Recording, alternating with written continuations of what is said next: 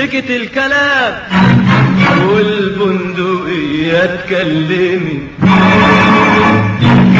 والنار والضلمة شدت على ايدين الجنود واتبسمت.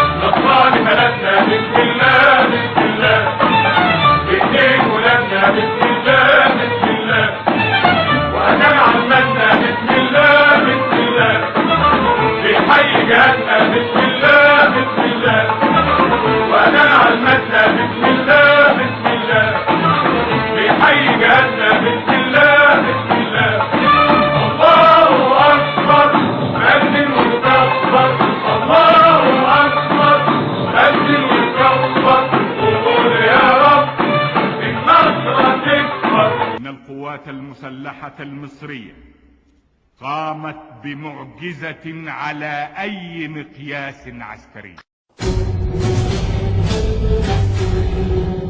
استوعبت العصر كله تدريبا وسلاحا بل وعلما واقتدارا. تمكنت القوات المسلحة المصرية من اقتحام مانع قناة السويس الصعب واجتياح خط بارليف المنيع وإقامة رؤوس جسور لها على الضفة الشرقية من القناة بعد أن أفقدت العدو توازنه كما قلت في 6 ساعات.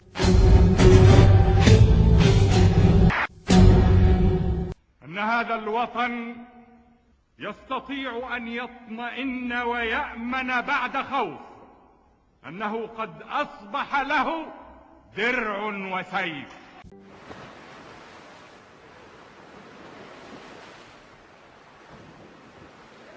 Just before 2 o'clock, the Egyptians put their part of the plan into action.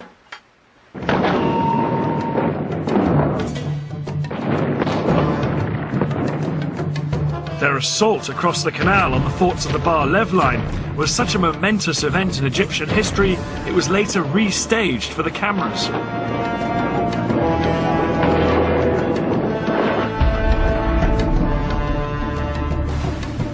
Thousands of Egypt's best-trained commandos crossed the Suez Canal in rubber dinghies. They landed on the east bank in the gaps between the forts of the Bar-Lev line. The Egyptian commandos then scrambled up the high sand ramparts. They attached rope ladders to make it easier for the soldiers following on behind them.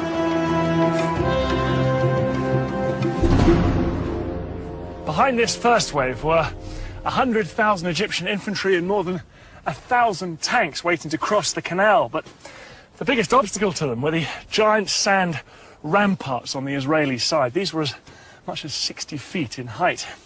It was impossible for the Egyptian tanks and heavy artillery to climb up and over them. The Egyptians experimented with blow holes in them, but this was found to take far too long. But then one junior engineer officer had a flash of genius. He suggested using high-pressure hoses to blast the ramparts with water from the canal.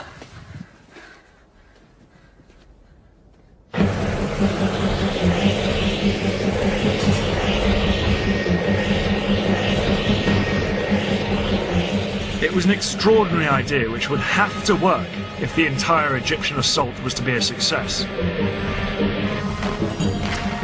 4 hours into the attack, and with fighting raging around them, the Egyptian engineers finally broke through the ramparts and the first tanks started to pour through. I never believed I would see the day when I was in Sinai.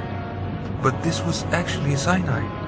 I looked back at the West Bank and all the green on the other side, and to the east, all I could see is desert. It was good feeling. The eastern bank of the canal now became a battlefield. The Israelis manning the forts sprayed machine gun fire at their Egyptian attackers to try and stem the tide. But within 2 hours, 23,000 of Egypt's infantry were on the east bank and had advanced up to 1 mile into Sinai.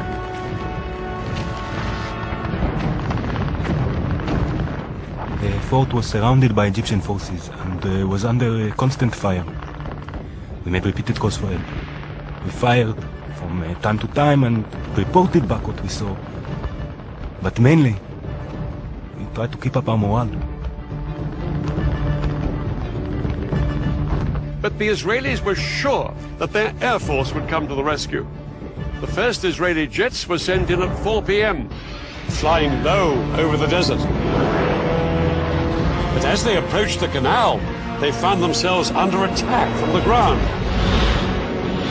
The Egyptian SAM missiles and anti-aircraft guns caused havoc. As Israeli planes were shot down that afternoon, it soon became clear that Egypt's elaborate air defense umbrella was working.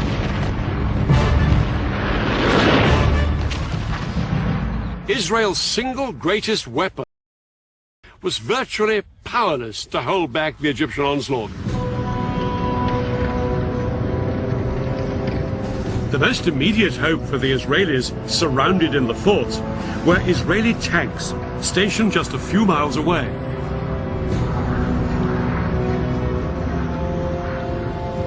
The Israeli tanks raced towards the canal. They thought they'd throw the Egyptians back as easily as they had done in 1967.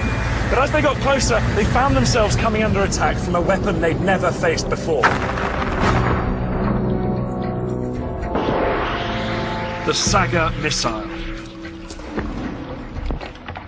This Soviet-made weapon was specifically designed to punch through the thick metal armor of tanks. Yet it was small enough to be carried onto the battlefield in a backpack. Unlike bigger anti-tank guns, the Saga could be set up in moments. This lightweight piece of kit was made all the more lethal because the missile could be steered onto its target. 1973, the Saga was turning the Sinai. The tanks, which were the pride of Israel's army, were being destroyed by Egyptian infantrymen. Israel had begun the war with around 300 tanks in Sinai. By the end of the first 36 hours, they'd lost approximately half of this number. Things were critical for the Israeli soldiers in Sinai.